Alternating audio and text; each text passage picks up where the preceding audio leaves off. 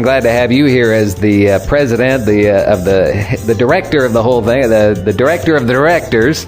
And here's the thing, it's the 50th annual Florida Seafood Festival, and I've seen a lot of festivals come and go over the years, and you even said earlier about the early beginnings of a festival in Apalachicola. There was some fits and starts involved, but now this is the 50th year.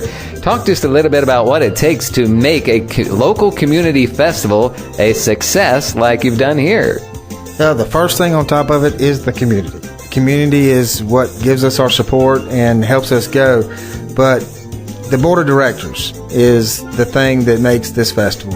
I've been president now for 6 years and have been blessed to be the president for 6 years. I've been to this festival as a child. I came as a young adult. I've worked security at the gate before.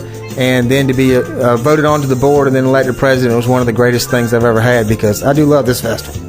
The board of directors give up time away from their family and friends. They don't get to enjoy the festival like everybody else in the community. They're there working behind the scenes, and most people don't even see them. The planning starts in January every year for a festival of this size, and there's only 12 of us. People think there may be a bunch, but there's 12 of us, and none of us get paid a dime. It is all volunteer work just for our community and the love of the festival. We have one board member who's Ted Mosteller. He's been here for 47 years on this board. When I spoke to the first chairman ever of the board, Billy Spikes, and he was going through the list of directors we had, and he recognized some family names from the community, and he said, "Well, that must be Ted Mosteller's son that's on the board now. That's neat." I said, "No, sir, that's Ted Mosteller." He said, "I signed him onto the board 47 years ago." And I said, "Yes, sir, that's still Mr. Ted, and he does our electrical here and has done it for 47 years. And that right there is just what this festival means to this community and to the people around it. They dedicate themselves to it, and when they're in it, this is my 10th anniversary this year myself.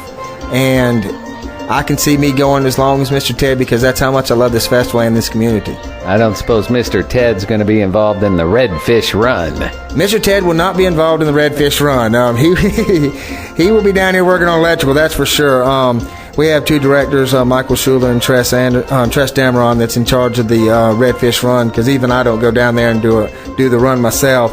But it is one of the best 5K runs in this area, because it goes through the streets of Apalachicola. It's not just a run down 98 or a run in a straight run. You actually run through the winding roads of the historic district in Apalachicola. One of the prettiest runs at 8 o'clock in the morning on a November morning you can ever imagine. Me personally, you're not going to catch me running at 8 o'clock in the morning, but they seem to enjoy it, and it's a really good race. King Retzio and the Queen will be part of that, and our King Retzio this year is Vance Millender, who's holding that role. He's from Carabel, Florida.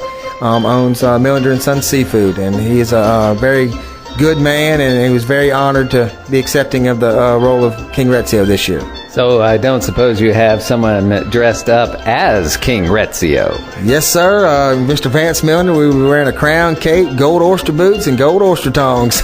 Oh, so he will be the whole King Retzio. Except for the blonde beard. Mr. Millender doesn't have a blonde beard, that's for sure.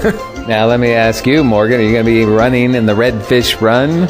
I will be running the race, the 5K walk, the Redfish Run this year. All right, well, good. Well, I hope you win. I will try my best. I used to run track, so I think I have a good shot at winning. Yeah, I was wondering. That's why I asked you, because I thought, well, you look like you could be a runner. So, all right, well, that's the Redfish Run. Well, John, how do people sign up for that? Sign up starts at 6 a.m. in front of the Gibson Inn in Apalachicola. It goes from 6 to 8 p.m. right before the race starts. I believe it's $20 entry fee. You receive water bottle, Redfish Run T-shirt. So basically, the cover of the cost of the run, you get T-shirts and water bottles and everything else. And it's just for the registration fee. Last year we had 75 to 100 runners. We hope to expect more this year. There's trophies for almost every category you can imagine. They have children's trophies and senior trophies and middle-aged trophies, and it's amazing to see how many people come back with a trophy from the Redfish Run. I'm down here going, wow, that's a lot of trophies, but it seems like everybody walks away with something. And just like our oyster eating and shucking events, those are different from the Redfish Run. That it doesn't cost anything to enter those events. You just have to come in and sign up right before the eating and shucking contest. When shucking contest is if you think you're good, come and compete against these guys, because I've never seen somebody that can shuck 18 oysters in less than a minute and have them set out there and be pretty and perfect without any marks in them. Eating contest, last year a young lady ate 15 and a half dozen oysters. I didn't hang around.